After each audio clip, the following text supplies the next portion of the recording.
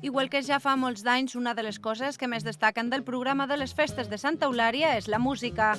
I és que l'Ajuntament aposta per promoure les formacions musicals locals a través de més de 50 microconcerts a diferents punts del poble. Aquesta fórmula permet donar a conèixer els solistes i grups locals, alhora que els bars i locals que els acullen incrementen la seva activitat i es dona un gran ambient de festa als carrers. Així, des de divendres i fins diumenge, la música gairebé no ha parat de sonar a tot el poble, però el plat fort que molts estaven esperant va arribar dissabte amb 2 concerts tribut. Així, la plaça de l'Ajuntament va acollir un primer homenatge a la banda Extremoduro de la mà de Guarrománticos. La música en directe sempre és l'excusa ideal per passar una gran nit amb els amics. Cada vez que están estos conciertos vengo. La verdad sí, queríamos bailar. Però no em facis cantar, que canto molt malament, eh?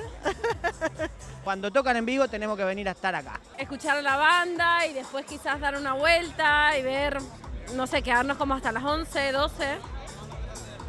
Farem cosetes, anirem a sopar i farem coses, sí. Aquest primer concert dels Guarrománticos ja va escalfar l'ambient i va preparar el públic pel segon concert, dedicat en aquest cas als mítics AC/DC de part dels Blackback Band.